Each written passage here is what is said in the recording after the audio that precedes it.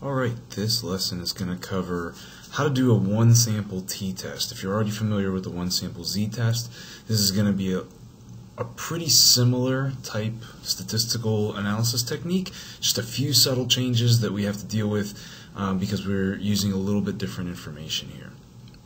Okay, so let's start out with just understanding what a one-sample t-test tells us. What do we use it for? Similar to the z-test, the one-sample t-test tests the null hypothesis that compares a single sample, and specifically a sample mean, to a population mean. So what we want to know with a one-sample t-test is this sample mean different from some population mean? The specific instance in which we want to use the one-sample t-test is to compare this sample mean to, and I say a reference point in here, but that can also mean a population mean, or it can just mean we want to compare a sample mean to a value. We want to know if that sample mean is different from some value, specifically when we don't know the population standard deviation, right? So the reason, I don't want that to sound confusing, but the reason I can just say a value is if we have a population mean but we don't have a population standard deviation, then it's basically just a number, and we want to know if the sample mean is different from that number, right? So we can call it a population mean, but it's really, we can use this to say, is the sample mean different from any given number, assuming that we have no population mean to pair with that number, right? And this is really, really common. This happens most of the time when we want to know that a sample mean is different from something. Most of the time we don't have a population standard deviation. So we end up using a one-sample t-test to test for differences. So a little tidbit of information for you. T-tests were actually invented by the Guinness Company as a way to do quality control. So they needed some sort of statistical test to validate that there was quality in the batches of beers that they were producing. And so like a lot of companies did at the time, they hired the best and brightest statisticians and mathematicians to make their product the best that it could be. And Guinness hired a statistician that ended up creating the t-test. They called it a student's t-test because when he published it, he didn't want to get credit for it, and honestly I'm blanking on his name at the moment. But if you look it up, you'll be able to figure it out. But it's called a student's t-test because he published it under the name student whenever he first published this test. Okay, so let's talk about what you need to complete a one-sample t-test. You're going to need a population mean, and like I said, that can literally just be a value. We call it a population mean, and I'm going to represent it with the population mean Greek letter there of mu, but really this can just be any numerical value that you want to compare your sample mean to see if your sample mean is significantly different from that value. You also need your sample mean, obviously. You'll need the standard deviation from the sample instead of the population, and you'll need your sample size. So let me give you an example that we can use to work through this. So let's say we wanted to know whether the average College of Staten Island student sent more than 500 texts in a given month. So we want to know if on average, just if we look at the College of Staten Island as a whole, and we want to know if we want to draw some conclusion about that entire population of College of Staten Island students, can we say that the average College of Staten Island student sends more than 500 texts a month? Okay, let's just work through that hypothetical example. So that 500 texts a month that we want to compare it to, so that's that value that we're going to call our population mean. There isn't actually a population there, but that's really, it's just common to say that we want to compare this to a population mean. So that's the value we're going to use as our population mean, right? So we want to know if our sample, or if our population of College of Staten Island students and the amount that they text is different from 500 texts. And specifically, we want to know if it's greater than 500 texts. That's an important piece of information that we'll come back to in a second. All right, let's say that the standard deviation in that sample of College of Staten Island students was 7.5 text messages, and let's say that that sample consisted of 45 students selected at random, right? So we'll say it's a representative sample. We picked College of Staten Island students that should give us a good representation of the student body, and this is the data that we got. Okay, so step one, like we did with the one sample z-test and like we'll do with every test, we need to state the hypothesis of the test. All right, so similar to a one sample z-test, we're going to have a null and alternative hypothesis that's comparing this the population that the sample represents to some other population, right? So instead of us saying the population of College of Staten Island students to some other population, though, we're actually going to compare the population of College of Staten Island students to this number, 500 texts. Okay, so because my prediction, the thing that I think is true, the thing that I want to understand, is whether or not College of Staten Island students send more than 500 texts on average, that's going to be my alternative hypothesis, which makes my null hypothesis that College of Staten Island students send less than or equal to 500 texts per month. All right? So that's how I set up my null and alternative hypothesis. So we predict that the average number of texts sent by College of Staten Island students is greater than 500, but we start off with our null hypothesis, which is this assumption that the average is less than or equal to 500 texts. We test that likelihood, we test when we do a one sample t-test, we are testing the likelihood that we would get this data in our sample if the null hypothesis was true. So what is the probability that we would get this average of 512 texts per month with a standard deviation of 7.5 texts from a sample of 45 students if my null hypothesis was really true, if College of Staten Island students really, on average, as a population, send less than or equal to 500 texts a month. All right, so what's the likelihood that we would see our data if that was the case? So again, this is a directional, or we also can call it a one-tailed hypothesis. It's directional because we're making a specific prediction about whether College of Staten Island students are going to send more text per month versus less text per month. All right? Just to give yourself some practice, see if you can come up with how you would state this as a non-directional or a two-tailed hypothesis. How would this set of hypotheses be different if we were stating it as a non-directional hypothesis? I'll leave that up to you to see if you can figure out, and we can talk about that in class. Okay, so we've got our hypotheses. The second thing we need to do is set our alpha level and then estimate the standard error of the mean. Put estimate in bold because that's one of the big differences between the one sample t-test and the one sample z-test. So first things first, as usual, we're going to set our alpha level at 0.05, right? We're going to do that pretty much all the time unless there's a good reason to set it to something else, right? But just want to make sure that you understand that that is something that's totally under the researcher's control. As the researchers, we can decide what we want our alpha level to be. Psychology research almost always uses an alpha level of 0.05, so we're going to keep it at that. Okay, now let's think about this standard error of the mean. So when we did a one sample z-test, we were able to calculate the standard error of the mean because we knew the standard deviation in the population. If you remember, we just divided that standard deviation from the population by the square root of the sample size, and that's how we calculated the standard error. Well, now that's the one thing that's different about the one sample t-test compared to the one sample z-test, is that we don't know the population standard deviation. What we do know is the sample standard deviation. And so when we do a one sample t-test, because we don't know the population standard deviation, we can't calculate the standard error of the mean. We estimate it, and we estimate it using the standard deviation of the sample, right? So it's not, we don't know this is the standard error of the mean. It's our estimate of the standard error of the mean, which means it's probably not really precise, right?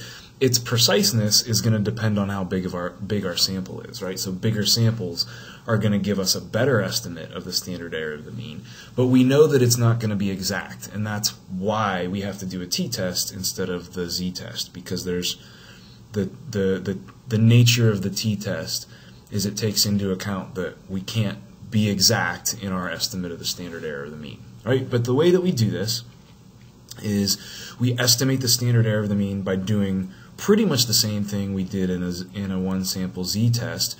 We divide the sample standard deviation by the square root of the sample size.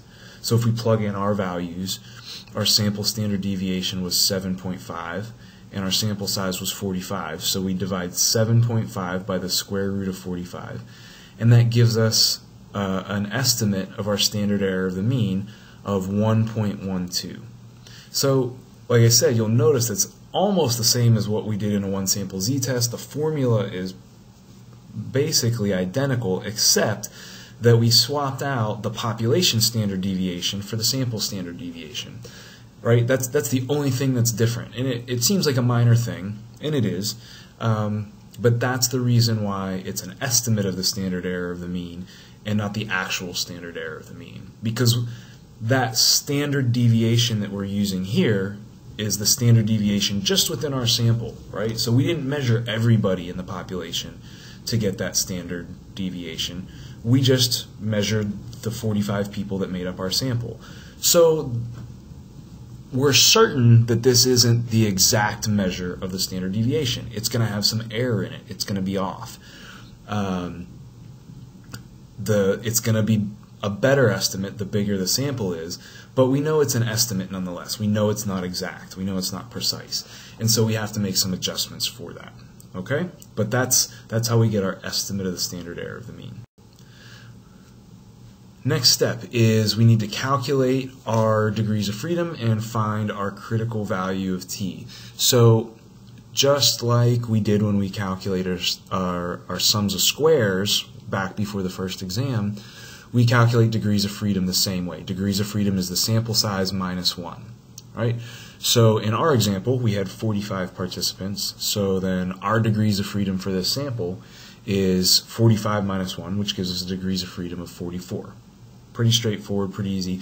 This is actually something new about the one sample t-test as well. We didn't need a degrees of freedom in the one sample z-test. We need it in the one sample t-test, and you'll see why in a second.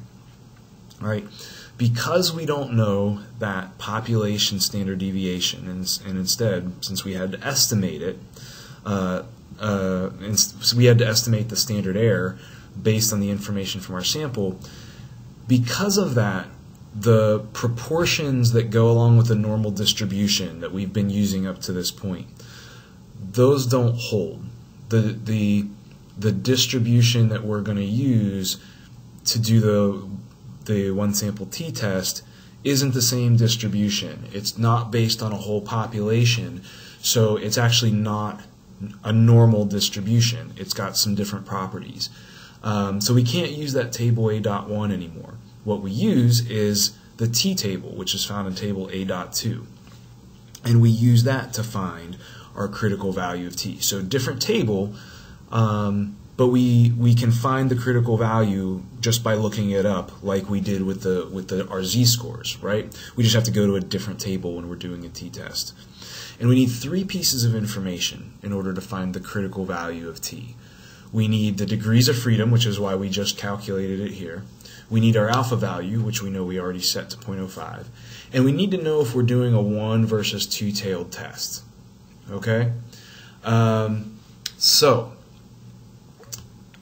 full disclosure, I'm recording this while I'm away at a conference. I didn't bring my stats book to the conference, right? So I had to look up a t-table online, which is fine. All t-tables should have the same information. It's not like people come up with different estimates in their t-tables, right?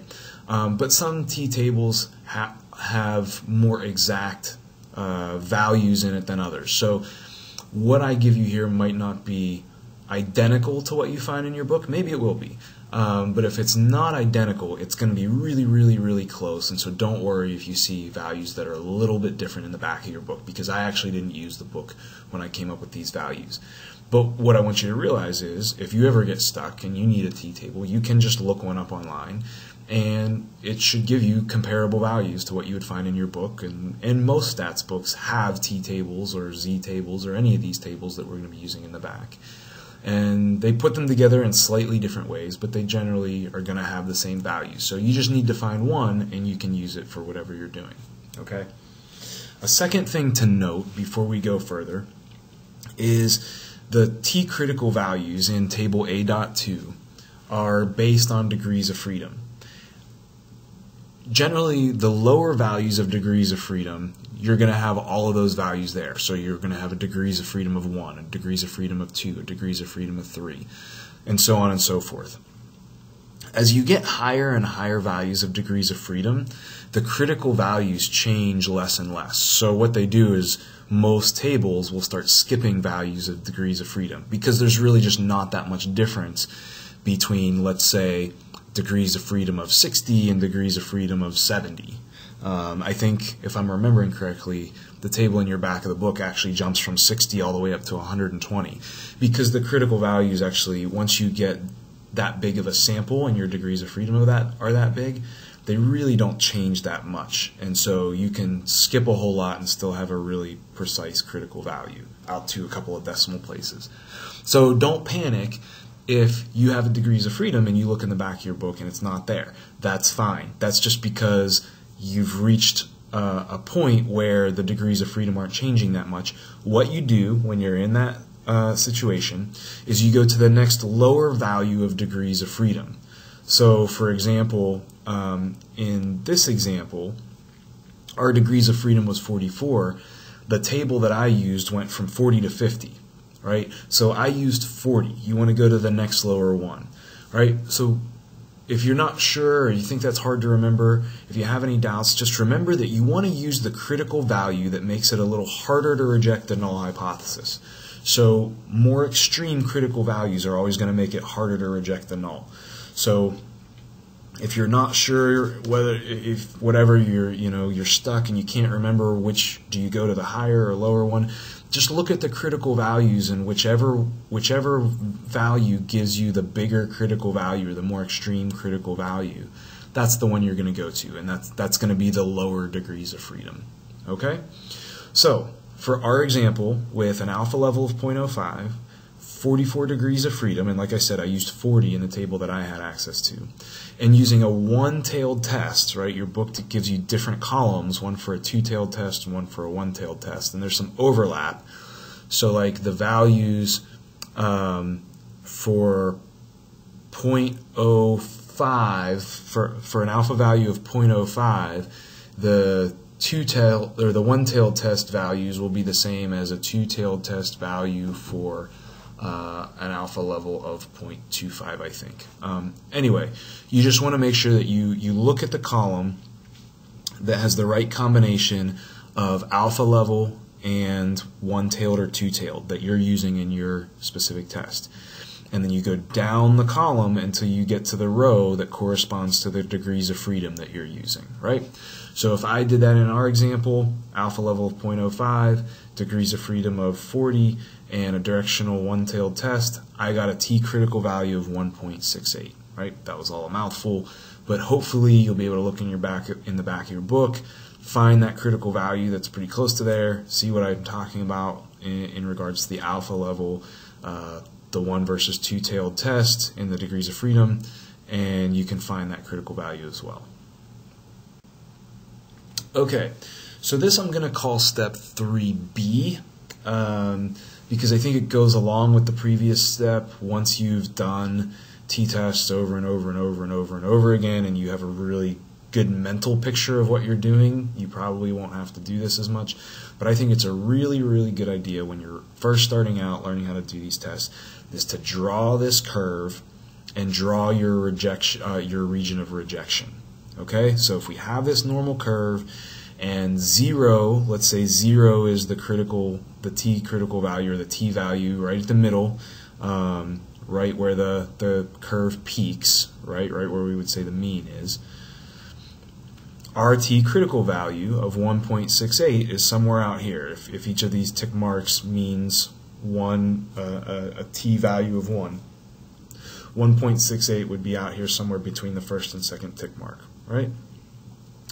So that would mean that this shaded in region is our region of rejection. That's our region of rejection because our alternative hypothesis is that the average number of texts sent by students in the College of Staten Island population is greater than 500, right? So we want the value that's going to be more extreme than this critical value. It's a greater than value, so I worry about this region that's more extreme than my critical value, okay? And based on the fact that I chose this critical value using an alpha value of 0.05, this critical value then is defining the point where any t observed values that I get that are greater than 1.68 should only happen 5% of the time or less if my null hypothesis is true. Okay, I'm going to keep repeating that until that starts to become common knowledge in our research studies. Okay, so now we're at the point where we actually have to calculate our t observed value so that we have something to compare to that t critical value that we calculated, and now we can kind of visualize where that t observed value needs to be in order to be within our region of rejection, right? And so we calculate the t observed value in a very similar manner to how we calculate our z observed value in our one sample z-test. Our t observed value is our sample mean minus the population mean divided by the estimate of the standard error of the mean, right? So the only difference here is we're talking about the estimate of the standard error of the mean instead of the actual standard error of the mean, right? So we just plug in the values. We've got all these values at this point. My sample mean was 512 texts. My comparison value, we can call it the population mean or just the value that you want to compare it to, is 500 texts, and the estimate of the standard error of the mean is 1.12. If we just do the math there, that gives us 12 over 1.12 is 10.71, and so that's my t observed value, right? So I've got my t observed value, I've got my t critical value, I'm in business. Now I have what I need in order to make a decision about my hypothesis. Okay? And so that's what we do next. We compare t observed to t critical, and we make that hypothesis decision. Our t observed value of 10.71 is definitely much greater than our critical value of 1.68. And you'll know the more you do t-tests, if you get a t-test and the value is 10.71, you're almost, as long as your mean is actually in the right direction, if you're doing a directional test, you're always going to reject a null hypothesis like that. You'll never have a t critical value that's that high. So 10.71, clearly much greater than our critical value. It puts us well into the region of rejection. That, if we want to think about it in terms of what that's saying about our hypothesis, it would be very, very unlikely for us to get a value that extreme if our null hypothesis was true. Okay? So that means we can confidently reject our null hypothesis in favor of our alternative hypothesis. The alternative hypothesis that the average College of Staten Island student sends more than 500 texts per month is supported by our research. Alright, so I didn't do this with one sample z-test, but I'm going to start doing this with each test we do from here on out. I'm going to give you an example of how we would actually write up these results if we were going to try and publish this research. This is something that you're going to need to do as you get into your lab courses. If any of you are going to do independent studies, things like that, you're going to need to know how to write these up in a way that makes sense and conveys the right information. So here's an example of how I would write up the results of what we just did. I would say something like, a one-sample t-test was used to investigate the hypothesis that College of Staten Island students send more than 500 text messages per month. The results of the test supported the hypothesis, and I give you the statistics there. T with degrees of freedom of 44 equals 10.71, P is less than 0.05, and that demonstrates that the average number of texts observed in the sample, with the mean of 512, a standard deviation of 570, was significantly higher than 500. And that significantly is what matters here, right? Obviously it's greater than 500, but saying it was significantly higher than 500 means that it's higher than we would expect to see just by chance if the population mean really was 500 texts. Okay? So let's break this down, at least the statistical part of this. So when I say T and then in parentheses 44 equals 10.71, that conveys our T observed value, which was 10.71, and the degrees of freedom that we used in our analysis, which was 44. All right, so those are two important pieces of information that need to be included in my write-up. They tell the reader something about how big the difference was, how extreme of a t-observed value we got, and it tells the reader something about the sample size, how big was the sample that went into calculating this value. And then the part that says p is less than 0.05. This conveys our p-value. So we talked about this a little bit in class, but remember the p-value is the probability that the null hypothesis is true. That's what the p-value represents. So when we say p is less than 0.05, we're saying that there's less than a 0.05 probability that the null hypothesis is true.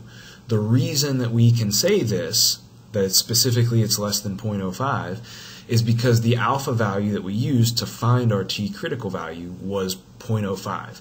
Right? So because that was our alpha value, if we reject the null hypothesis, then we're rejecting it because the probability that the null hypothesis is true is less than our alpha value, right? And so we always, whatever our alpha value is, we can always plug that into p is less than here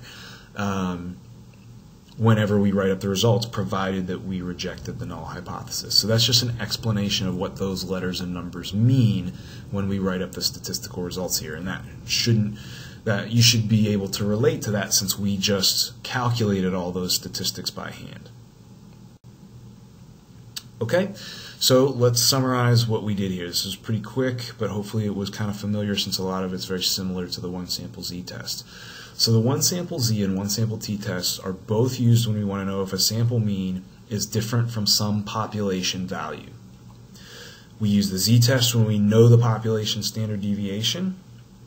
We use the t-test when we don't, or when we're just comparing our sample mean to just a value, like maybe there is no such thing as a population standard deviation because we're just throwing a value out there, and we want to know if our t-test or if our sample mean is different from that value. That's when we use a one sample t-test. All right. In both tests, you want to follow the steps to first find the region of rejection, right? And we do that by finding the t-critical value and then drawing our little diagram of the normal distribution and shading in the area where we want to reject. That tells you what values of z and t observed are rare enough that you're going to be unlikely to see them if your null hypothesis was true.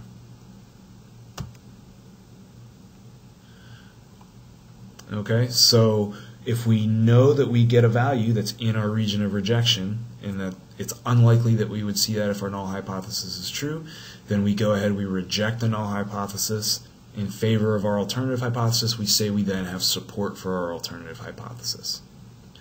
All right, hopefully that's helpful. I believe that's all I have on here. If you have any questions, we can go over this again in class. Have a great week, and I will see you soon. Oh, sorry, one more thing. Totally forgot. But you want to also remember when doing either one of these tests, remember that non-directional tests are going to change your region of rejection so that in this example, our region of rejection was a one-tailed test. It was just spread across that tail to the right of the distribution. If we do a non-directional test, that's going to spread that region of rejection across both tails, and we're going to have to move our t-critical value out to be a little bit more extreme, but it's going to be on both ends of the distribution. So if that's the case, in